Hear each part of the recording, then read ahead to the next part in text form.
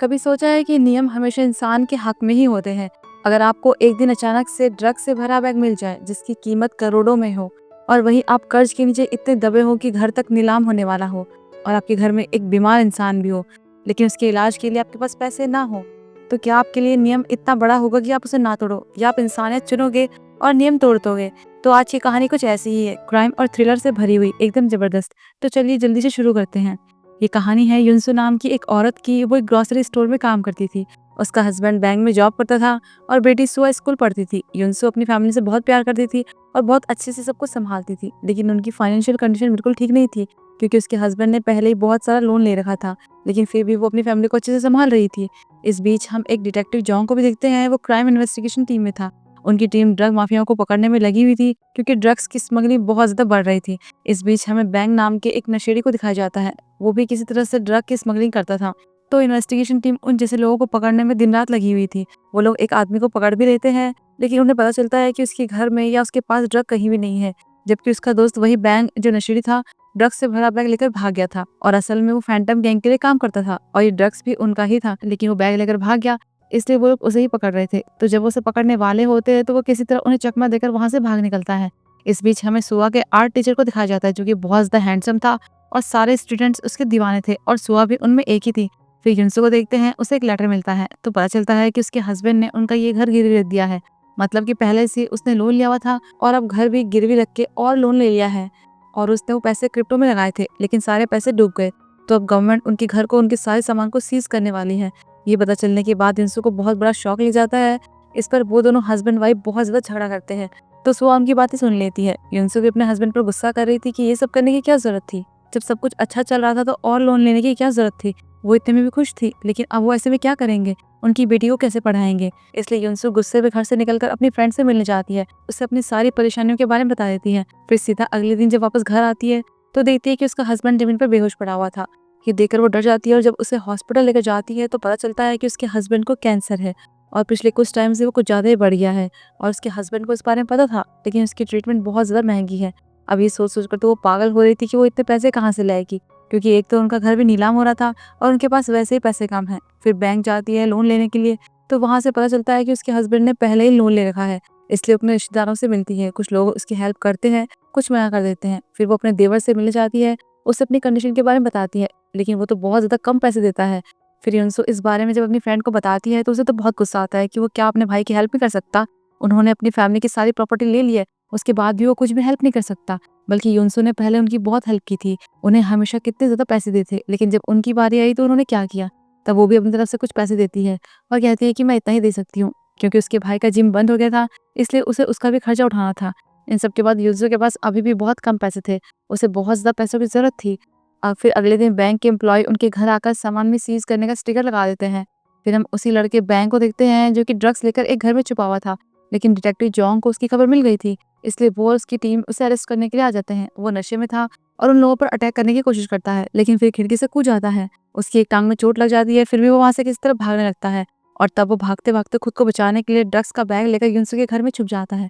जबकि अंदर Yunsu insurance agency को फोन करती है, तो वो उसे बताते हैं कि उसके हस्बैंड की मौत पर उसकी फैमिली को 100 मिलियन वॉन मिलेंगे, जो कि बहुत ज्यादा है। ये सुनकर तो वो थोड़ी देर के लिए चौंक जाती है कि तभी उसे बाहर से कुछ आवाज आती है। बाहर जाती है तो बाहर कोई नहीं दिखता, लेकिन गलती से उसका फोन नीचे गिर जाता है और ऐसे में बैंक को लगता है कि अगर ये नीचे झुकेगी तो कहीं ये मुझे देख न ले, इसलिए वो तो उसे मारने वाला ही होता है कि तभी बेल बज जाती है। बाहर डिटेक्टिव जोंग आया हुआ था, वो उसे बैंक के बारे में पूछता है पर उसे पता नहीं था, तो वो चले जाते हैं। और वहीं बैंक भी वो बैग वहीं पर छोड़कर वहां से भाग जाता है, क्योंकि उसके पास इसके अलावा कोई ऑप्शन नहीं था। लेकिन डिटेक्टिव उसे देख लेते हैं, उसके पीछे पड़ जाते हैं और काफी देर तक उसे पकड़ने की कोशिश करते हैं, लेकिन वो एक ऊंची बिल्डिंग से भागते हुए नीचे गिर जाता है, जिससे कि उसकी मौत वहीं पर हो जाती है। वहीं युनसु को भी हॉस्पिटल जाना था, तो सामान रखने के लिए एक बैग चाहिए था। फिर बाहर जाकर बैग चेक करती है तो उसे वही ड्रग वाला बैग मिलता है, लेकिन वो ध्यान नहीं देती, ड्रग्स निकाल देती है और सामान रखकर हॉस्पिटल जाती है। फिर अपने हस्बैंड से उस बैग के बारे में पूछती है, क्योंकि उसने पहले कभी उसे नहीं देखा था। उससे पूछती है कि तुम्हारा है क्या, इसमें बहुत से अजीब चीजें रखी हुई थी, लेकिन वो मना करता है कि मुझे इसके बारे में नहीं पता, मैंने इसे कभी देखा भी नहीं है। कि तभी वो न्यूज में बैंक की मौत की न्यूज देखती है, उसमें ड्रग्स दिखाए जा रहे थे, तो ये देखकर वो थोड़ा चौंक जाती है, उसे शक होता है, इसलिए घर जाकर उन पैकेट्स को निकालकर उसमें से ड्रग चेक करने लगती है। पर उसे नहीं लग रहा था कि ये ड्रग्स हो सकता है, लेकिन तभी न्यूज में वो बैंक को वही बैग लेकर भागते हुए देख लेती है, तो चौंक जाती है और उसे यकीन हो जाता है कि ये वही बैग है, मतलब कि ये ड्रग्स ही है। फिर उसकी रिपोर्ट करने के लिए पुलिस को कॉल करने लगती है, लेकिन फिर न्यूज़ में देती है कि इस ड्रग्स से स्मगलर महीने में लाखों रुपए कमाते हैं। तो ये सुनकर तो वो थोड़ी देर के लिए शांत हो जाती है और फ़ोन काट देती है और फिर उस बैग के बारे में पुलिस को नहीं बताती। फिर रात में वो एक क्लब जाती है जॉब के लिए, क्योंकि उसने अपनी फ्रेंड से उसे यहाँ पर जॉब दिलाने के लिए कहा था। वहाँ पर वो साफ-सफाई का काम करती है और जबकि वहाँ जोंग का चीफ उस पर गुस्सा कर रहा था कि उसे अब तक ड्रग्स क्यों नहीं मिला और वो कर क्या रहा है, इसलिए वो अपनी टीम पर गुस्सा करता है। उन्हें घर-घर जाकर उसके बारे में पता करने के लिए कहता है। फिर नेक्स्ट युनसु सुआ के स्कूल जाती है, क्योंकि उसके आर्ट टीचर ने उसे बात करने के लिए बुलाया था। वो बताता है कि सुआ कुछ महीने से क्लास में नहीं आ रही है और मुझे पता चला है कि वो स्कूल छोड़ने की सोच रही है। ये सुनकर तो युनसु चौंक जाती है। फिर घर जाकर सुआ से बात करती है, उसे डांटती है कि तुम स्कूल नहीं छोड़ सकती, यहाँ की चिंता मत करो, मैं सब संभाल लूंगी। लेकिन वो अपनी माँ पर गुस्सा करती है कि आप फैमिली का खर्च नहीं उठा पा रही हो। मुझे भी दिख रहा है कि यहाँ पर क्या हो रहा है। आप अपने दोस्तों रिलेटिव से पैसे उधार ले रही हो, यहाँ तक कि आपने अपनी वेडिंग रिंग भी बेच दी है। तो ऐसे में मैं स्कूल कैसे जा सकती हूँ? इसलिए अब से मैं पार्ट टाइम जॉब करूंगी और डैड की ट्रीटमेंट में हेल्प करूंगी। फिर रात में युनसुक फिर अपने जॉब के लिए क्लब जाती है। वहाँ पर एक लड़की सिगरेट पी रही थी और वो कोई नॉर्मल सिगरेट नहीं थी, उसमें ड्रग था। फिर वो किसी जेम्स नाम के आदमी के बारे में बात करने लगती है कि यहाँ पर ड्रग्स का सबसे बड़ा डीलर वही है। अगर ड्रग चाहिए हो तो उससे कांटेक्ट करो, लेकिन ऐसे कोई भी उसे नहीं मिल सकता, न ही किसी को उसके बारे में पता है। फिर बाद में जब युनसुक एक रूम की सफाई करने के लिए जाती है तो वहाँ पर जेम्स आता है। वहाँ पर वो अपने किसी डीलर से बात कर रहा था ड्रग डिलीवर करने के लिए। फिर एक लड़की आती है और वो ड्रग्स के बदले उसे बहुत सारे पैसे देती है। ये सब युनसुक होते हुए देख लेती है, लेकिन वो जेम्स का चेहरा नहीं देख पाती, बस ये देख पाती है कि उसने चश्मा पहना था। फिर बाद में वो स्टाफ से उसके बारे में पूछती है तो पता चलता है कि जेम्स सिर्फ वीआईपी क्लाइंट्स को ड्रग सप्लाई करता है और किसी ने भी इसको चेहरा नहीं देखा है। फिर काम के बाद युनसुक अपने हस्बैंड से मिलने हॉस्पिटल जाती है, तो तब स्टाफ से उसे पता चलता है कि उसका हस्बैंड छत पर है। जब वो छत पर जाती है तो देखती है कि वो एकदम छत के किनारे पर बैठा हुआ था। वो युनसुक से कहता है कि मुझे थोड़ा घुटन हो रही थी, इसलिए मैं यहाँ पर आ गया। फिर कहता है कि मैं तुम्हें बहुत परेशान किया ना, मेरी वजह से तुम ठीक से जी भी नहीं पा रही हो, तुम्हें बहुत कुछ सहना पड़ रहा है। अगर मैं नहीं होता तो तुम खुश होती, इसलिए मैं तुमसे दूर जा रहा हूँ, और सॉरी बोलकर नीचे गिर जाता है। पर हॉस्पिटल के स्टाफ और युनसुक उसे पकड़ लेते हैं और बचा लेते हैं। लेकिन उसकी परेशानी अभी कम नहीं हुई थी, क्योंकि उसे अभी ट्रीटमेंट के लिए पैसों का इंतजाम करना था। पर वो इतनी आसानी से हार मानने वाली नहीं थी। अगले दिन वो सुबह को स्कूल जाने के लिए कहती है कि तुम स्कूल जाओ, बाकी सब मैं संभाल लूंगी। फिर शाम को थोड़ा ड्रग्स लेकर जेम्स से मिलने जाती है क्लब, उसे डील करने के लिए। वो उसे मिल भी जाता है। युनसुक ने ड्रग्स को अपने कपड़ों में छुपा रखा था, इसलिए वो अपने कपड़े खोलने लगती है, मतलब कि उसने ड्रग्स की पोटली को अपने कपड़ों में अंदर रखा हुआ था। तो जब उसे खोलने लगती है तो ये देखकर तो जेम्स को कुछ और ही लगने लगता है। वो सोचता है कि शायद वो उसे सीड्यूस करने की कोशिश कर रही है, इसलिए वो उसे चिपकने लगता है और जबरदस्ती करने लगता है। तो युनसुक उसे जोर का थप्पड़ मार देती है। इससे वो गुस्सा होकर उसे धक्का देकर नीचे ही गिरा देता है। इन सब में ड्रग्स की थैली भी नीचे गिर जाती है कि तभी एक लड़का वहां आता है, और जब युनसुक उसे देखती है तो शॉक्ड हो जाती है, क्योंकि वो कोई और नहीं बल्कि सुआ का आर्ट टीचर था। उसे देखकर तो वो अपना फेस से छुपा लेती है कि कहीं वो उसे पहचान न जाए। ये सब देखकर वो पहले तो उस लड़के को डांटता है और डरा धमका कर वहां से भगा देता है। फिर युनसुक को उसकी ड्रग वाली थैली देकर कहता है कि तुम्हारी है ना, और ये भी कहता है कि तुम उस लड़के के खिलाफ रिपोर्ट कर सकती हो, लेकिन वो मना कर देती है। तब वो उसे अपना कार्ड देकर कहता है कि अगर तुम्हारा मन चेंज होगा तो मुझसे कांटेक्ट कर लेना। तब जब वो उसी कार्ड में उसका नाम देखती है तो चौंक जाती है, क्योंकि असल में यही जेम्स था। मतलब कि बाहर उसकी एक अलग ही दुनिया है, और जबकि यहाँ पर वो जेम्स है, उसकी इस दुनिया के बारे में तो किसी को पता ही नहीं है। अब युनसुक को तो उसकी तलाश थी ही, इसलिए बाहर जाकर उसका पीछा करने लगती है। लेकिन जेम्स उसे पकड़ लेता है और पूछता है कि तुम मेरा पीछा क्यों कर रही हो। तब वो उसे अपना फेस दिखाती है और वो उसे पहचान जाता है कि तुम तो सुआ की मॉम हो ना। इससे तो वो बहाना बनाने लगता है कि मैं तो कुछ काम से आया था। लेकिन युनसुक उसे अपना कार्ड दिखाकर पूछती है कि ये तुम ही हो ना, और फिर उसे साफ कह देती है कि हम दोनों पार्टनर बन जाते हैं। ये सुनकर तो वो चौंक जाता है। वहीं डिटेक्टिव जोंग अपनी टीम के साथ ड्रग डीलर को पकड़ने में लगा हुआ था। कोरिया के लॉ की वजह से 90% ड्रग माफिया को पकड़ लिया गया था, लेकिन फिर भी 10% लोग थे जो कि अभी भी चोरी छुपे काम कर रहे थे। उनमें से एक था जेम्स, जो कि अपनी नॉर्मल लाइफ में एक सिंपल सा आर्ट टीचर लिक्यूम नाम की जिंदगी जी रहा था, लेकिन असल में वो सबसे बड़ा ड्रग माफिया था। तो अब वो उस ड्रग का सैंपल चेक करने के लिए युनसुक को अपने घर लेकर जाता है। अब पहले तो वो घबरा रही थी, लेकिन फिर उसके साथ चली जाती है। वहां पर वो चेक कर रहा था और यहाँ वो उसका घर दिख रही थी, जो कि बहुत बड़ा था। फिर बाद में जेम्स उसे चेक करके पूछता है कि तुम्हें ये कहाँ से मिला, क्योंकि मैं ऐसे ही किसी अननोन सोर्स से इसे नहीं ले सकता। पर वो बताने से मना कर देती है और कहती है कि मैं फिर किसी और को ढूंढ लूंगी, यहाँ पर खरीदने वालों की कमी थोड़ी है, जैसे मैंने तुम्हें ढूंढा वैसे किसी और को ढूंढ लूंगी। तो जेम्स को लग रहा था कि अच्छा, तुम मेरे बारे में सबको बताओगी कि एक आर्ट टीचर ड्रग डीलर है। अगर ऐसा किया तो मैं भी सुबह को बता दूंगा कि उसकी मॉम क्या करती है। अब जेम्स उसे जाने नहीं देना चाहता था, इसलिए वो उसके साथ पार्टनरशिप करने के लिए मान जाता है। इस पार्टनरशिप में प्रॉफिट का 70% जेम्स को मिलेगा, जबकि 30% युनसुक को मिलेगा। तो ये बात उसे पसंद नहीं आती कि उसे कम क्यों मिल रहा है। तो वो उसे समझाता है कि उसका काम मुश्किल है, क्योंकि उसे ही कस्टमर से डील करनी है, बात करनी है, सब कुछ हैंडल करना है। तो युनसुक कहती है कि अगर वो फ्यूचर में अपने काम करने का तरीका बदल देती है, वो अच्छा काम करती है, तो क्या फिर उसे ज्यादा प्रॉफिट मिलेगा। तो वो कहता है कि मैं सोचूंगा। फिर बाद में जाते टाइम जेम्स युनसुक से उस ड्रग का नाम पूछता है, लेकिन उसे तो ड्रग का नाम पता नहीं था, इसलिए कहती है कि उसका नाम वाका है, क्योंकि वो बिल्कुल वाका कैंडीज की तरह दिखता है। फिर पूछता है कि तुम ये सब कर क्यों रही हो, लेकिन वो कुछ बताती नहीं। पर कहीं न कहीं उसे घबराहट हो रही थी कि मैं क्या कर रही हूँ? क्या ये सही भी है या नहीं?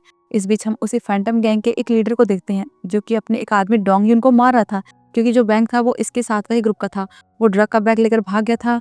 अब वो तो मर गया था, लेकिन इन्हें वो ड्रग अब तक नहीं मिला। इसलिए वो डोंग युन की एक उँगली भी काट देता है और उसके भाई को धमकाता है कि अगर वो बैग नहीं मिला तो मैं इसके हाथ-पैर काट दूँगा। और वो ड्रग कोई ऐसा-वैसा नॉर्मल नहीं था, एकदम प्योर था, बहुत कीमती। और वहीं जेम्स को देखते हैं, उसने अपने वीआईपी क्लाइंट्स के बारे में सारी इन्फॉर्मेशन कलेक्ट कर रखी थी। कौन किसका करीबी है, कौन दोस्त है, उसके पास सबकी खबर थी और उनसे रिलेटेड आर्टिकल्स भी थे। फिर वो बैंक के बारे में ही एक आर्टिकल पढ़ता है कि उसके पास से 10 केजी का ड्रग खो गया है। उसकी मौत हो गई है, इसलिए पुलिस को ड्रग का पता नहीं चल पाया और वो क्रिस्टल के जैसे दिखते हैं। तो वो उसके बारे में पूछने के लिए अपने एक डिलीवरी मैन को कॉल करता है, लेकिन वो कॉल नहीं उठाता। अगले दिन युनसू हॉस्पिटल जाती है तो उसका हस्बैंड उससे सॉरी कहता है कि उसने उसके लिए कितनी परेशानी खड़ी कर दी है, लेकिन वो उसे याद दिलाती है कि उसने उसकी और उसकी फैमिली के लिए कितना कुछ सेक्रीफाइस किया है और अब वो उसे उसकी देखभाल करने का एक मौका दे। फिर नेक्स्ट में हम क्लब का सीन देखते हैं, मेड्यूसा नाम के क्लब में, जहाँ पर मिमी नाम की एक लड़की की बर्थडे पार्टी हो रही थी, जो कि जेम्स की एक वीआईपी क्लाइंट थी। तो वहाँ पर उसका बॉयफ्रेंड वीरिम भी आया था और एक फ्रेंड स्योजिन भी था। वो सब लोग अमीर थे और उसके वीआईपी क्लाइंट्स थे और आज ये पार्टी जेम्स ने ही अरेंज की थी। तब स्योजिन पार्टी में सब लोगों का फोन जमा कर देता है और उसमें जेम्स का फोन भी था। उसी टाइम वहाँ पर वीरिम अपने दोस्त को लेकर आता है, वही लड़का जिसे जेम्स ने बाहर भगाया था, वही जो युनसू के साथ बदतमीजी कर रहा था। उसका नाम मिनवू था। तो वो जेम्स को उसी के बारे में बताता है कि मेरा बेस्ट फ्रेंड है और कहता है कि तुमने इसे बाहर क्यों निकाला था। फिर उसे सुनाने लगता है कि कुछ लोग होते हैं जिन्हें अटेंशन चाहिए होती है, कहीं तुम भी तो वो नहीं हो। और फिर पार्टी के लिए कहता है कि बुरी नहीं है लेकिन कुछ खास नहीं है। तो ये देखकर जेम्स का स्टाफ उनके लिए वहाँ पर वाकई ड्रग्स लेकर आता है, वही वाली, और सब लोग ड्रग्स लेना शुरू करते हैं। इससे ड्रग्स लेने के बाद वो बहुत खुश होते हैं क्योंकि उन्हें बहुत पसंद आती है। फिर पार्टी शुरू होती है और सब लोग नशे में हो जाते हैं, जबकि वहीं युनसू दूर से ही सब कुछ देख रही थी और तब वहाँ पर जेम्स को भी देख लेती है। फिर बाद में डांस करते हुए मिनवू इतना नशे में था कि मिमी पर चिपक जाता है, उसे जबरदस्ती करने लगता है तो मिमी उसे थप्पड़ मार देती है।